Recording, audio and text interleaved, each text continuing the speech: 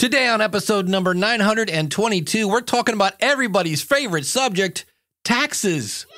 Yeah, and I realize this is a global show, and taxes where you live may be different from taxes where I live, but I'm bringing in an expert. He's been a tax accountant his entire life, and who knows, you might actually be able to have fun podcasting and lower your taxes at the same time.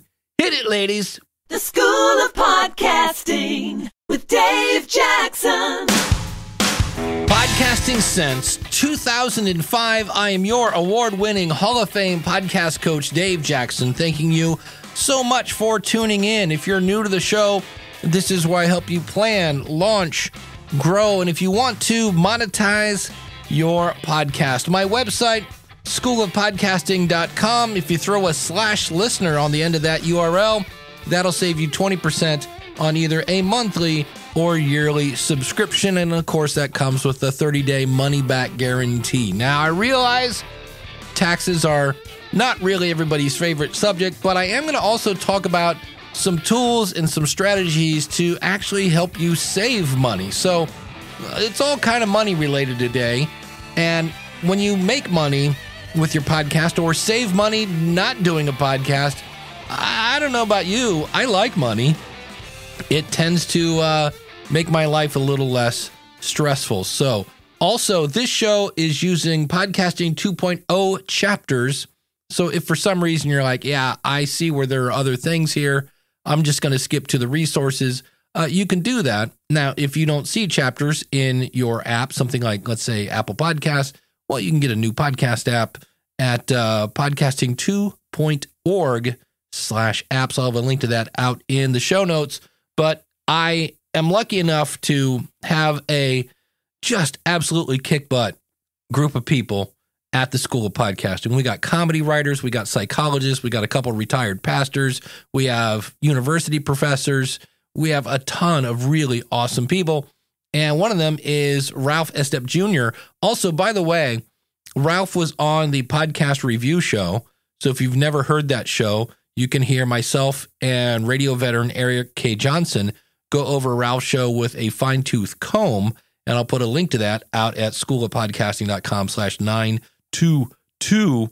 And while you can have unlimited one-on-one coaching with me, we also do group coaching. One of those is called Lunch with Dave. It's every Friday.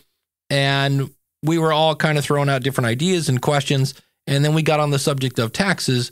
And Ralph started doing what he does, which is sharing his knowledge of running a small business if you're an entrepreneur, saving you money, making sure you're legal, things like that. And I thought, Ralph would be a good guy to come on because that's a subject I don't think we've ever really talked about on this particular show. So with that, here's my talk with Ralph from the Ask Ralph podcast. You can find that at askralphpodcast.com.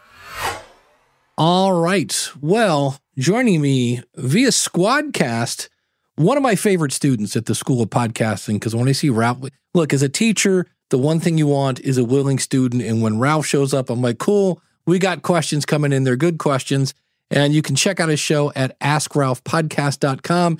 He's been really working in finance since he was about 6 because his parents worked in finance. So he's just been basically living and breathing. You just love numbers, your whole life. So Ralph, thanks for coming on the show.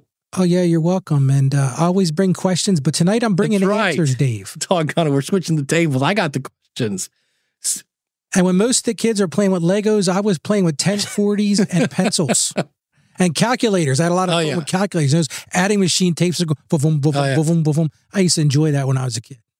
Well, let's start off, because what we want to talk about, being that it's March in the United States, if you're not in the United States, we're going to be talking about taxes and realize that, and even if you're in the United States, different states have different taxes. So as always, Ralph is a tax consultant, but he's not your tax consultant, at least not yet. And so you always want to double check with what's going on in your area. But some of this is kind of universal, at least in theory, and then you just need to go and check on the details of that. So I guess the first thing we have to figure out is when we're talking about taxes, it's why are you doing your podcast, right? Yeah, I think you have to start with the end in mind. And what I mean by that is if you're going into the podcast, hey, this is going to be a fun hobby. Great. then keep track of things, but don't really pay that much attention to it. It's not a big deal. If you're not planning on this becoming something that you're going to monetize and look to make money on. Now, if you're planning to make money, if that's the goal of this, then I think you set it up differently. Then you start to look at, do I set up an entity from the start, whether that be an LLC or an S Corp? Do I start to get more, regimented in my accounting practices? Yeah. Do you start scanning and taking pictures of receipts and all that other fun-filled stuff? Well, even if it's going to be a hobby, Dave, I think that's probably a good plan. And here's why I say that. Even if it's a hobby, if someone sends you money, if someone gives you something for doing their show or for being on your show, you're going to get potentially a 1099, especially now with these electronic payment platforms, the Venmos, the Cash Apps, all that. They issue these 1099K forms. And basically the IRS gets a copy of that and they're going to send it, here, Dave Jackson, you had this fun time playing podcaster last year. Here's $900 that was sent over to you. You need to report that. Well, if you're not expecting that, number one, that's a problem. So number two, you want to make sure that you're keeping track of every little expense that goes into your podcast. Now, I say hobby because the IRS rules basically say if this is not a for-profit motive, then it's a hobby. Well, what does that mean? That means that when you go to file your tax return, they're not going to let you drive it negative. In other words, you're not going to be able to show a loss. If it's a hobby, you can write off. So in that example, we had $900 worth of income coming in. Well, if you had $900 worth of expenses, you have net tax effect of nothing. But they're not going to let you drive it negative. Awesome. And then is there I've heard, I think it's $600 that if you make over a certain amount of money, then you have to claim it? Or is there a threshold at all? Or so technically, if you make $1, you're supposed to claim it unless you want to pull an Al Capone and end up in jail. That's tax evasion. That's what they put you in jail for. But from a practical standpoint, what you're talking about is the 1099 limit is $600. So if you pay someone to do services for you that's not incorporated, they're not a corporation, then technically once you reach that $600 threshold, you're supposed to send them a 1099, i.e. the IRS now knows I paid Dave Jackson $600. So Dave Jackson better put that on his tax return. But there really is no rule per se. If you have income, I mean, Dave, it's funny like this, but think about this. Let's say you decide to have a garage sale out in front of your house. Technically, the IRS would say you better report that income. Now, nobody on earth is going to do that because nobody's reporting it, but that's the technical answer to keep you out of tax evasion time. So just here's a fun question. Since you're a member of the School of Podcasting, can you claim that on your taxes as an expense? Absolutely, because the argument there is, okay, so let's talk about what is routine and customary is what the IRS says are business expenses. If they would expect this to be routine and customary. Well, if I'm a member of the School of Podcasting, I'm doing that because I'm trying to perfect my trade. I'm trying to make more money, right? One of the things you talk about in your on your School of Podcasting is, grow your show, plan your show, perfect your show. I apologize. I don't know exactly the things you say. And then monetize, right? So the plan is you're building this foundation, right? So those expenses are definitely deductible. Absolutely. No question about it. Yeah. Cause I've actually started hiring a coach for a couple different things. And I was like, I'm pretty sure I can write this off if this is giving me skills to grow my business. And so what about, can a podcaster come up with a budget? Is that the plan here so that you can figure out what you're making and then, what you're spending, just track all of that? I think you have to do a reality check. I wrote a book last summer called Mastering Your Finances. And the first chapter that talks about, and this is for individuals or businesses, you have to have a budget. And what gets measured gets done. So if you're going into podcasting, whether you're going into it from the standpoint of a hobby or for profit, I think you need to start thinking about benchmarks. How much are you going to allocate of your resources to use for this? So absolutely, I think it's imperative that you do a budget. Why? Number one, so you can figure out where your resources are going to go. Number two, measure how your performance is. A lot of people say, well, I don't know how things are going. Well, if you're not measuring it, you certainly don't know how things are going. So I think it's very important to budget. Yeah, absolutely. Do you have any preferences on when it comes to tracking these things? I know I've used Fiverr has a tool for small business people. I use one called Wave that's actually free that uses makes it easy just to track income and expense. Do you have any favorite tools that you typically recommend? Well, to be honest with you, most of my clients use QuickBooks Online. And they have about 12 different versions starting off of what they call the simple start, which is maybe $10 a month, The thing I really like about that is it has a thing called bank feeds. And what that basically means is you can connect your credit card to it. You can connect your bank account to it. The reason I like that is it feeds those transactions in so you're not missing anything. The truth is, Dave, depending upon the sophistication of what you want, a spreadsheet's fine too. Like I have some clients that have manila envelopes with a month on them. If that works for you, that works for me. It doesn't really matter. The key is this. You want to prepare yourself for a potential audit. Yeah. If get the knock at the door, hi, I'm Joe, I'm here from the IRS. They're going to want to see receipts. They're going to want to see what happened, who struck John, as they say, right? So how you do it, I don't really care, to be blunt, but do it. If you find a tool that works well for you, some people love Excel. I don't particularly like Excel, but you can use Excel. I have clients that use QuickBooks Online, Excel. There's Xero is another one. I did a podcast about the different platforms that are out there, but it really doesn't matter per se. It's what works best for your particular situation. And then how long do you have to hold on to those receipts before you can kind of go, yeah, I think Uncle Sam is not going to come knocking about, 1997? So that's a complicated question. And let me answer it this way. Generally, the IRS says there's a 7-year statute of limitations. Now, here's the funny part of that answer. If you want to go back and ask for money back, they only let you go back 3 years. So there's sort of a double-edged sword to that. Now, here's the deal. Generally, it's 7 years. But if the IRS can prove that you substantially understated income or substantially overstated expenses, they can go back as far as they want. So my answer is this. At least keep 10 years worth of receipts.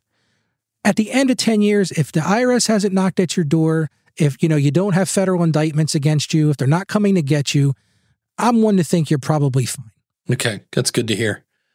I know we talked, we brought up the monetization word, and there are all sorts of different ways of making money. But one of the things that I know you brought up is there are other ways, especially if somebody's looking to start their podcast and maybe they want to do a video thing and they want to get a nice camera along with a nice microphone and some lights and things like that. And you brought up some other ways that podcasters might think about making money. And those are things like grants and all the crowdfunding platforms and things like that. Talk a little bit about grants. That's something I'd never thought of. Yeah. So let's say that you're doing a local podcast and you might be able to go to the local municipality or the local town or local city and say, listen, I'm thinking about doing something that's going to benefit the community. Would you offer me any kind of community grant to get this started? I've not personally ever done those in the podcasting space, but there's a ton of money out there, Dave, that these towns and municipalities and state governments and county governments have that they're trying to promote business. They're trying to promote tourism. So you might be able to lock into one of those. I think it's something to consider. Yeah, absolutely. And then the other thing, this was my hot button this morning because somebody wanted me to be a guest on their show, and it was only going to cost me $500. And I was like, so I emailed them and I said, are you disclosing this on your podcast? Because there's the FTC in the US, and I forget what it's called in Canada, but I found a PDF from some Canadian folks, and they basically say the same thing, that, yeah, you have to disclose that. How does that work with taxes as well? Well, if you're receiving money for somebody appearing on your show, then in my view, that's income for you. Yeah. If you're paying to be on someone's show, I think that's a legitimate expense. One could make the argument, hey, I want to grow the Ask Ralph podcast. Let's use this as an example. And the only way I'm going to do that is if I can go appear on other people's shows. Yeah. Well, kind of, Dave, it's like buying advertising space, isn't it? So in my view, that's a deduction, but it's also income to the person who is the host. What I found out is, like in this case, I'm not paying Ralph, he's not paying me. But if Ralph was, I would have to disclose that at the beginning of the show. And that's why if you ever listen on whatever Sunday morning at 11 a.m. and it's the Dr. Rob show on 6:50 a.m. and they start off with, the following is a paid promotion by Dr. Rob and Associates. And then they have the Dr. Rob show, because that's basically a paid promotion. And that has to be disclosed if you want to stay, friends of the FTC in America and whatever they call it in Canada. And I'm sure your country has some sort of thing, because I know a lot of influencers. Kim Kardashian's got in trouble for just, holding up a product and talking about it and not disclosing that, oh, by the way, I got this for free and I'm getting paid to talk about it and things like that. So you have to be transparent. And I think you nailed it. I think that in all business interactions, transparency is truly the best choice. Always. In just a few minutes, I'll be sharing some tools and strategies I've used, even if you're not podcasting, to save some money. How does a podcaster, when you hear the word financial planning, right? Everybody always talks about that. I need to hire a financial planner and things like that. How does that tie in with a podcast? So let's say, for example, this podcast becomes a true moneymaker for you. I'll use you as an example, right? Your school of podcasting is I don't know that your main job, but let's just say it's a job, right? Well, if you want to put away for retirement in that, there are options for you. And you can set up a 401k plan for your quote podcast business, or a SEP IRA, or others if you're not covered by something in your main job. So I think that financial planning is a very important part of side gigs in general. If you're able to make extra money and you can put some of that money away for another day, some sort of rainy day fund. I think a lot of people miss that in the gig economy. They don't think about, because the gig economy, you could make $20,000 or $30,000 a year in extra income. Well, if you've got an opportunity, if you structure it correctly to put that away and not pay tax on that in the current year, then I think it's a great idea to do that. So I think that's the financial planning part of that. Yeah, I know a lot of people, when they get extra money, they suddenly also find extra ways to spend that stuff. And that's the problem, is then you find yourself later with no retirement plan, and you're going, oh yeah, maybe I shouldn't have bought that, boat or whatever. Yeah, and that comes down to a decision. I talk about this on my podcast all the time. It comes down to a decision of needs versus wants. We all want a lot of stuff. I would love to have some cool stuff, right? You too, Dave. But the truth of the matter is, when we take it back a step and say, what do I really need? That's a whole different discussion than the wants. And that's why we started. I said, what is your goal in the podcast? If your goal is for it to be a hobby, then you could have the opinion of, okay, cool. For every dollar I make net profit, I'm going to buy more cool gear. That sounds great, because that's your goal. Your goal is this isn't going to be a moneymaker. This isn't going to be a second income generation for you. But if your goal is about making money, then you've got to start looking at benchmarks. Look at a profit and loss statement every month. Is your podcast making money? One of the funniest things I found in my business, and not just about podcasting, I have some clients that go into business for themselves. And they'll come into me after the first year and I'll say, oh, Ralph, I had a really rough year. I made $20,000 net profit. I said, okay, well, that's not terrible for a first year in business. I said, but how many hours did you put in? They said about 4,000 hours. I said, so you make $5 an hour. Was it worth it? Yeah. No, but seriously, but think about that, because a lot of people, you can get stuck on stupid, as I call it. And it's a passion thing. It's emotions. And sometimes with finance, you got to separate your passion and emotions. And that's the reality check. If you're doing this podcast with the goal of making money, then you got to have a reality check and say, am I actually making money? Is this growing to the point where monetization makes any sense? Or am I just continuing to throw hard-earned money that I'm earning somewhere else after this podcast? And I'm not trying to discourage people by any stretch, but have a reality check. Yeah, I use there's a free website, Toggle, it's Toggl. And from time to time, will just record everything I do in terms of time, just to see how much time am I spending on this, how much time am I spending on that. So that's when I realized that I was spending a huge amount of time trying to get people to hire me as a consultant. And that's when I was like, well, this is stupid. This is my, quote, big ticket item. But by the time I spent 10 hours getting somebody to hire me for an hour, I was like, I'm making minimum wage. So that was the end of that. I still do consulting. I just don't chase people. If you want me for a consultant, come on down. But I'm not going to go answer 5 free questions for you and, do a meet and greet and all that other fun stuff. So, yeah, and I'm a graduate of the Dale Carnegie training system. And one of the things we talked about there is, in any business, track your time. Look, I've been in accounting practice forever, but I still keep track of every minute of my day. I spent 30 minutes working on my podcast. I spent an hour working on such and such as bookkeeping. I think everybody could do that, because then you can look back with objectiveness and say, okay, look, I'm putting 30 hours in a week on my podcast. It's not making me any money. Yeah. Does this make sense to do this? Now, that's hard. That's hard work, because you have to admit to yourself, this is not going as I expected. Yeah. Or if you track your whole day, like I know for a while, I would have my phone go off every hour. Then I would just write down what I was doing. And that's where you find out that, wow, I'm spending a lot of time watching, Seinfeld reruns. yet I don't have enough time to promote my show. I'm like, well, if you quit watching Seinfeld reruns, and granted, you got to save some time to give your brain a break, but sometimes we have a lot more free time than we think we do. But I will challenge you on this, and this is where I think there's value there. If you use that as an opportunity to see what other people are doing to grow their podcast or grow their business, and that's the way I look at it. If I'm going to invest 30 minutes in Facebook or 30 minutes on YouTube Shorts, I'm going to see what are people doing? Like, what can I do to make that mark the same? So it's not a total loss, but I agree with you. It's real easy to get lost in that stuff. Yeah. The last thing we should probably talk about, we talked about, it might be a hobby, it might not be, but what if all of a sudden it actually starts to make a little bit of money? What are the benefits? We always hear people talk about forming an LLC. So when should I do that? And then what are the benefits? Okay, so I'm going to go back to the beginning again. What is your plan at the beginning? If your plan at the beginning is this is going to be a money-making operation, then I say meet with somebody like myself from the beginning. Create that LLC or subchapter S corporation. I said this in a podcast I recorded to distribute today. It's okay to spend money if you're going to save money. It makes sense to hire people that understand things that you don't understand. Listen, if I didn't know anything about podcasting, I would hire Dave. Dave's going to teach me about podcasting. If you don't know anything about accounting and taxes, hire me. Yeah, maybe you'll pay a consultation fee.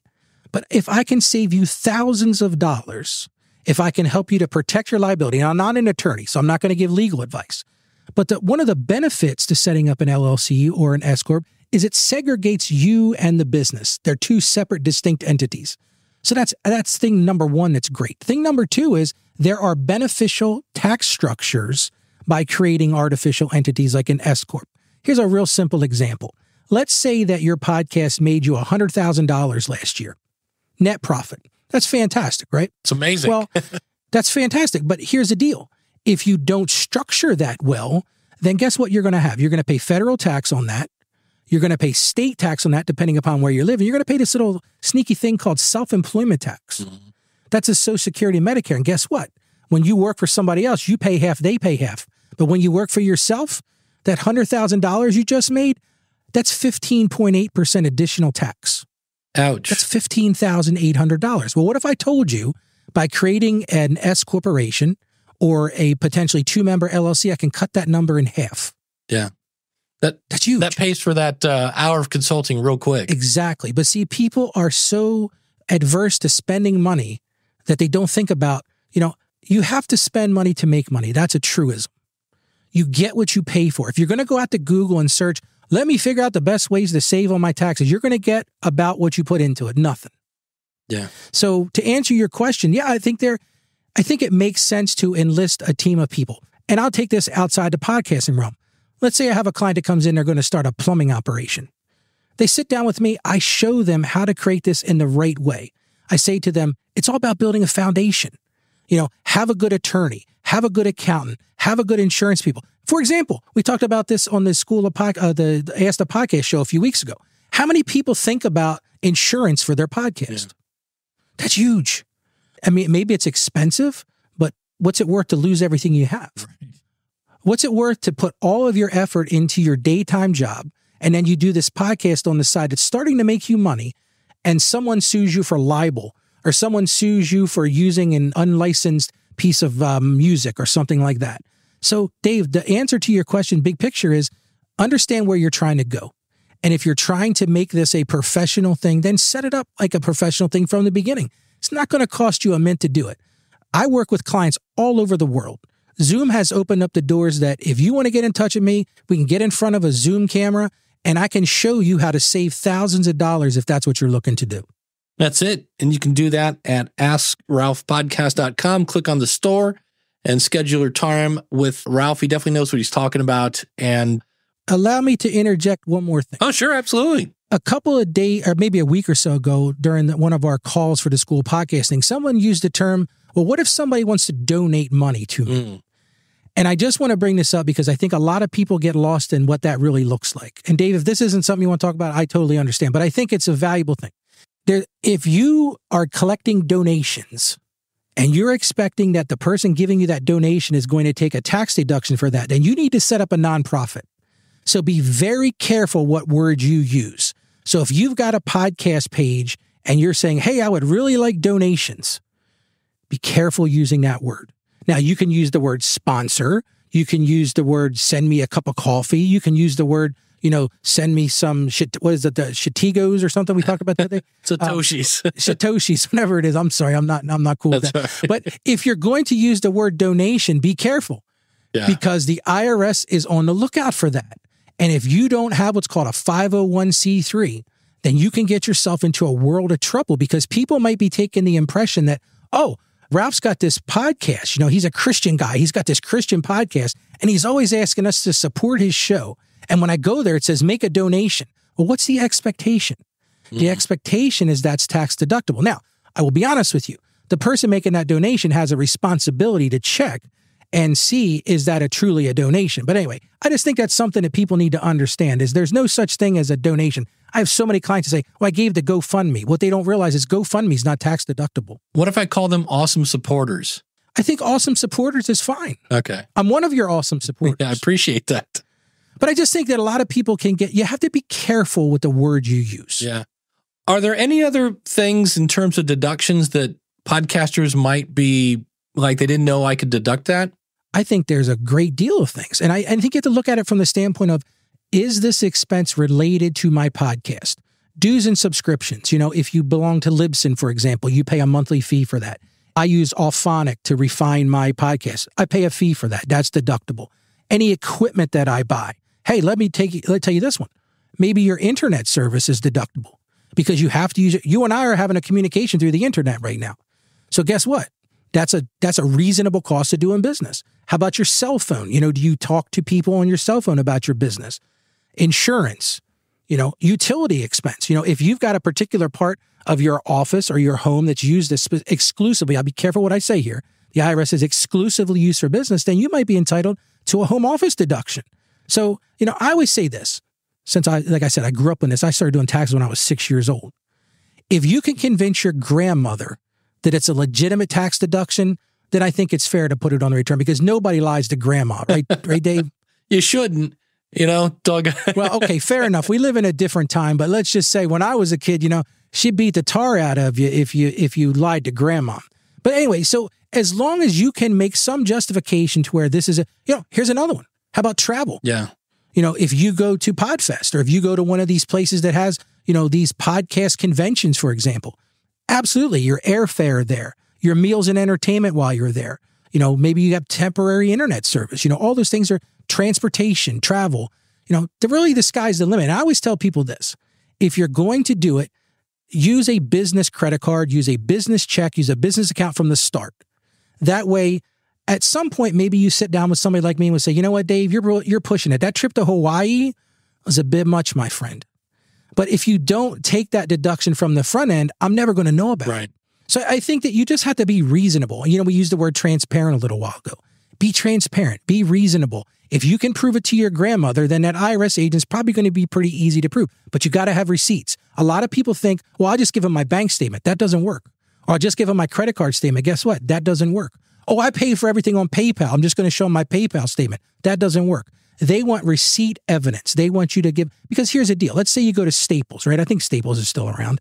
I do everything through Amazon or one of the online sites. But if you go to Staples today, how does the IRS know that that's a business expense when you went yesterday to buy coffee for your home? Right. So that's why they want to see that receipt. I know I've went down into weeds, so I apologize, but this is what I do. No, that brings up a question. So I will get, in some cases, I can go in and get a PDF of a receipt, but in some cases, and it kind of drives me nuts, the only kind of receipt I'm going to get is an email that says, you paid such and such $15 for the month. And so I will print that into a PDF and store that as a receipt. Does that count as a receipt, or do I need an actual PDF from the company? No, absolutely. I think that's fine, because I think you would have two pieces to that thing. In other words, you'd have an email that says, hey, you did business for $15 with this person. And you'd also have the checking account that it came out of, or the credit card that it came out. Absolutely. The thing is, what you don't want to have is little handwritten notes that say, I was in Miami for the Pod Festival, and I paid this guy $500 to shine my shoes before I went on to speak at the Podcaster Hall of Fame. And, the IRS says to you, oh, that's really cool, Mr. Jackson. But first of all, I don't know if you pay somebody $500 to shine your shoes, number one. And number two, I don't really think, on the outside of a hoagie wrapper is a receipt. So if you got an email and you could prove it, I think you're fine, Dave. But have something. Like, you would be shocked how many clients come into me after they've got that letter from the IRS that says, hey, Mr. Jones, you've been selected for the audit lottery, so now you need to prove your expenses. And they say to me, I don't have any receipts. Yeah. I didn't realize I needed receipts. So, I tell clients all the time is have the receipt evidence. I hope you never use it. I hope you never need it. Absolutely. Well, if you need more information, check out his podcast. You can find it at AskRalphPodcast.com. He provides great information for both individuals and for businesses. And if you want to hire Ralph, you can do that there as well. AskRalphPodcast.com. Just click on the store button. Hey, this is Future Dave. And if you decide to hire Ralph over at AskRalphPodcast.com, Ralph was nice enough to make a coupon code. Use SOP50 when you check out to save on your consultation. And he'll be happy to help you out. As he mentioned, he's on Zoom, so he can help you out wherever you are. So, Ralph, thanks so much for your time, buddy. Oh, you're welcome, Dave. And I encourage every podcaster to, take it seriously. It can be a great thing for you, but just do it right. Set the right foundation and set yourself up for success from the beginning. The School of Podcasting. Yeah, yeah, yeah. So I thought I would share some tools I have used in the early days, much like Ralph talked about. I used an Excel sheet because I taught Microsoft Excel for decades. Then I moved to FreshBooks. And at that time, I had the School of Podcasting, but I was also doing consulting. And I hate programs that charge you by the number of clients. I was like, what? So that was the end of FreshBooks. I moved to what is now Fiverr Workspace. It used to be called &Co. And this was a great product. There's a lot of stuff in it that I never used, like proposals and contracts and things like that. I was just basically doing consulting, and I would, have somebody schedule it. It worked great. And then this is why I'm not a fan of seasons. One of the features that they have is it will pull your expenses, and we'll talk about expenses and bank accounts here in a second, into the tool. So I just went in, and it even got smart enough to where to be like, oh, that's from Libsyn. That's, categorized as this and this and that. So it was really cool. And then it just quit working. Like, I could log in, but I had to start manually tracking all my expenses. And I was like, hey, guys, this is broken. They're like, yeah, we are aware. We're working on it. And then another month went by, and I was like, hey, I'm paying you $18 a month. Are you going to work anytime soon? Yeah. So after 3 months, I said, hey, last chance, because I am starting to look at other things, and I really liked their tool. It had a built-in timer, and I have a few podcasts that I edit for, and I edit by the minute. I do not charge you X amount of money per episode. If you hand me a crappy piece of audio that takes longer, I'm going to get paid more to edit that. But if you listen to my advice and you give me a decent set of audio, I will edit that out, and it costs you, in some cases, less than $20. And so I really like that tool. And yeah, they didn't fix it. And I ended up moving to a free tool. Now, if you're new to the show, I'm not a big fan of free stuff because it's a horrible business model. But I went to Wave, is the name of it, waveapps.com. I'll have links to all this stuff, and it's free. Now, they do have a pro plan if you want to look more polished and save more time and conquer your cash flow. You can you get a discount on accepting payments. Wait, hold on a second. Yeah, that's right. It's Future Dave again. I just stopped, and I found out that the free tool I was using, as I said, free is not a business plan. And in January, they announced that they are adding more charges. I didn't realize I was paying 60 cents per transaction, all sorts of other things. And so I'm about 75% sure, even though they had a service that kind of broke there for a while, I might be going back to Fiverr Workspace. One of the things I loved about them is if somebody sent me, let's say my Captivate bill came in and I've got their attached PDF, I could just forward that to a certain email address. It would go into my Workspace account. I could go in and say, this is an expense. So I might actually be moving back. I'm contacting them because I also see on the Wave one that unless you're paying for them, they don't auto import. So, and they're almost apples to oranges. Fiverr's Workspace is, I think, $2 more, but they don't charge per transaction. They just have the typical 2.9 credit card thing. So that's always fun. So those are two tools that I use. And of course, there's QuickBooks. Ralph mentioned QuickBooks. As I look at their website, it's $30 a month, and they have a bunch of stuff. Like, I don't need payroll. It's just me. Yeah, yeah, yeah. This is a simple strategy. I cut back all my streaming services to one. Like right now, I'm on Netflix.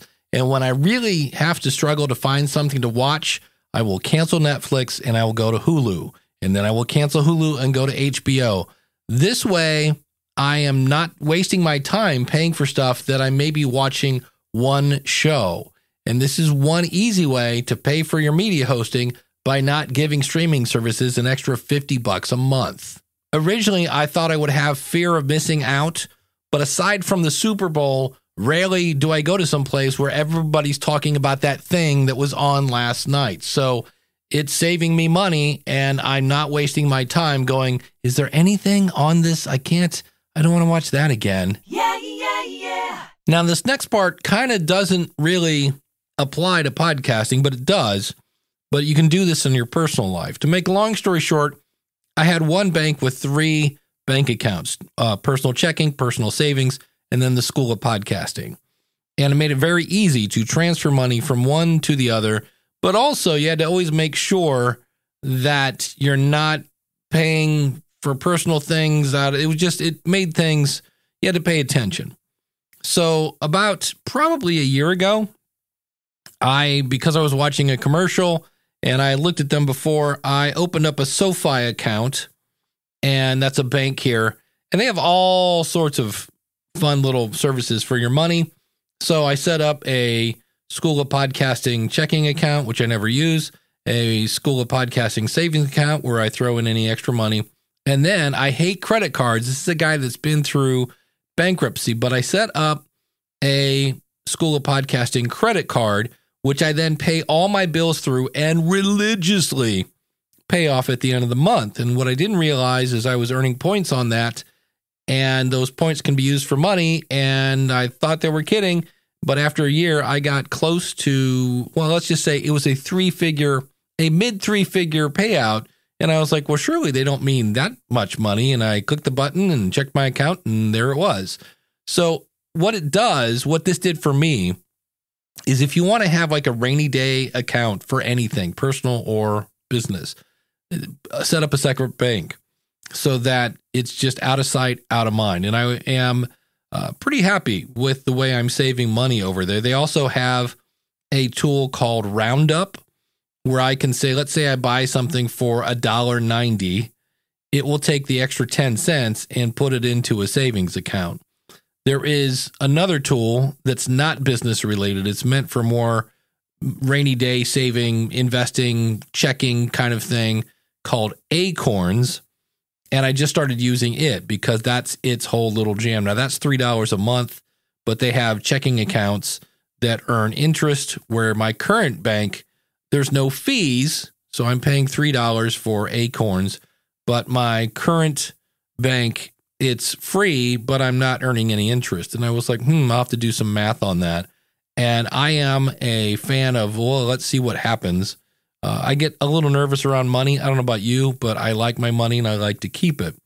But I'm really happy with the SoFi thing. And I don't know that it's so much the bank as I separated the two. Same thing when I first started the School of Podcasting.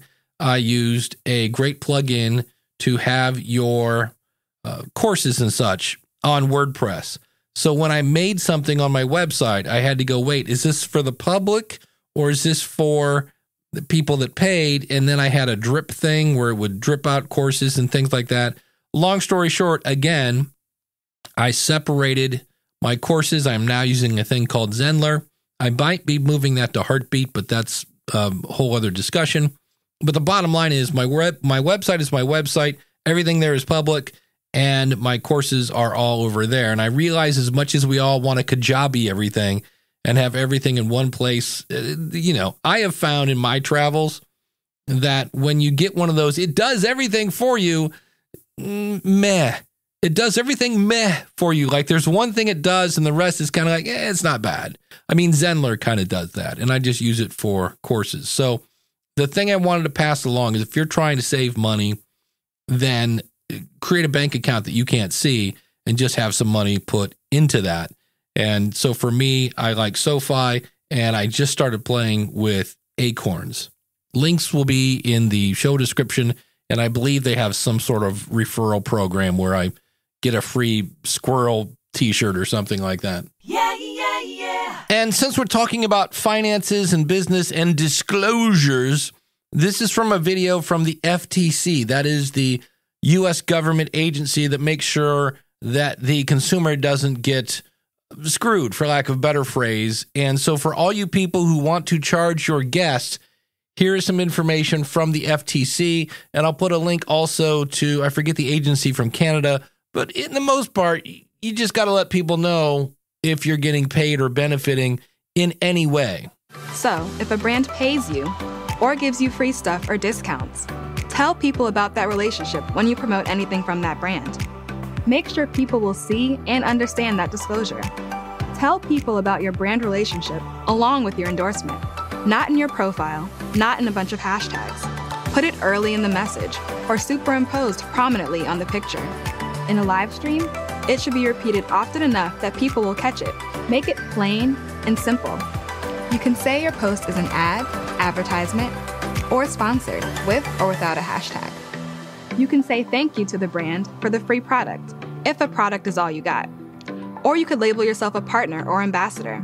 Again, make sure to put your disclosure where people can't miss it. Want to know more about how you can be an influencer and stay on the right side of the law? Go to ftc.gov/influencers. And I'll have a link to that video and that site in the show notes, schoolofpodcasting.com/922. Yeah, yeah, yeah. I couldn't let this episode go by. The big news this week was Apple now has transcript if you update to their latest iOS 17.4. And this is pretty neat. If you actually look at it,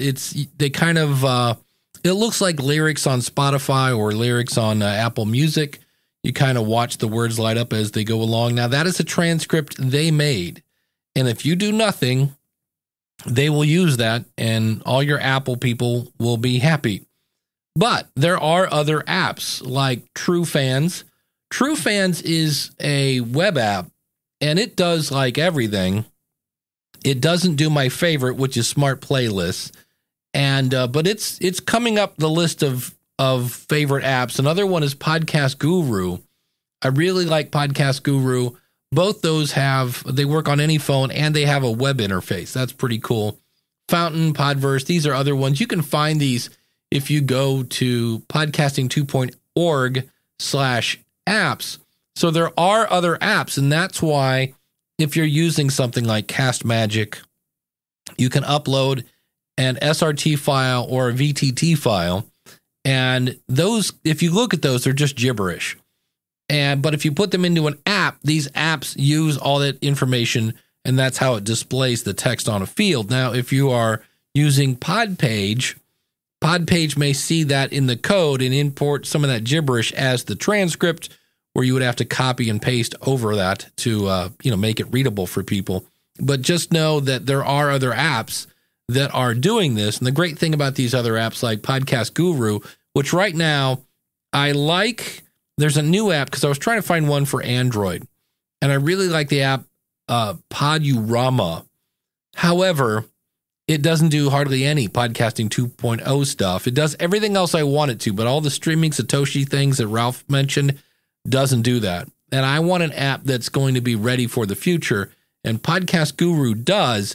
It doesn't do the smart playlist thing, but they're working on it. And if that smart playlist comes out and it's good, that's going to be the app for me to recommend, because in that point, it'll pretty much do everything. But I wanted to give you, from a tech support, I've heard this, that let's say you publish your episode and it shows up.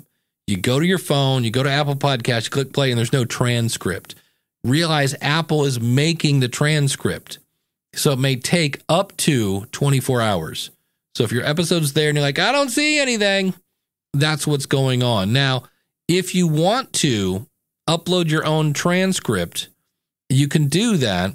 And this is why I always say maintain control of your show in Apple Podcasts. You can log into Podcasts with an S, podcastconnect.apple.com, click on your show and go to availability and say, hey, display Apple's transcript or the one that I upload. And so if you do that, if you've uploaded one, it will use that. If you haven't uploaded one, it will use Apple's. And in theory, if you've uploaded it, it should be available immediately. And so again, there are different media hosts that are doing that already. I know Blueberry, Buzzsprout, Captivate, and Libsyn just added it this week. Also with Libsyn, if you're not familiar with me, I am the head of podcaster education at Libsyn.com. Use the coupon code SOPFREE to get a free month. But when you upload a file now, to get your quick links, it's in the drop-down list in the upper left-hand corner. We updated our interface that a little bit, which will be a little more user-friendly that way. So I just wanted to, that's the new big thing about transcripts. They are very pretty in Apple. I looked at mine this morning and I was like, that's kind of cool. And this may be one of those things that we all kind of go, well, I'm not deaf, so like big deal. But we may find that there are other people that just, put it this way. If you're listening to the Ozzy Osbourne podcast, it kind of helps sometimes to have some closed captioning going on to figure out exactly what the heck is Ozzy saying. Yeah, yeah, yeah. All right, I'm always experimenting and I got some new stuff. If you go to schoolofpodcasting.com/giveaway, I'm giving away 30 minutes of one-on-one consulting. That's because I'm playing with a tool called Gleam. Also, I've made a kind of evergreen survey. If you go to schoolofpodcasting.com/thoughts, this works really well on a phone, by the way. I am playing with this tool, and it'll also be in the show notes. And it's just asking for your opinion on this episode. So this is episode number 922 of the School of Podcasting. And then I'm working on some deep dives into YouTube podcasts. This is where you upload your file to YouTube, or in this case, upload an audio file to YouTube. Because I was kind of like, oh, look at that. I had one that's got like five-figure views. And then I looked at how far people listen. So I'm digging in to that. And if you want to be connected with the show, it's free. You can go to schoolofpodcasting.com/follow. And the minute an episode is available, well, it'll come right down to your phone. Thanks so much for listening. If you'd like to start your podcast, grow your podcast, or monetize, come visit me. It's schoolofpodcasting.com/listener. We'll save you on either a monthly or yearly subscription. And again, that comes worry-free with a 30-day money-back guarantee. If after 29 days you're like, Dave, don't think this is for me, I will give you your money back. Check it out again, schoolofpodcasting.com/listener. And until next week, take care. God bless. Class is dismissed.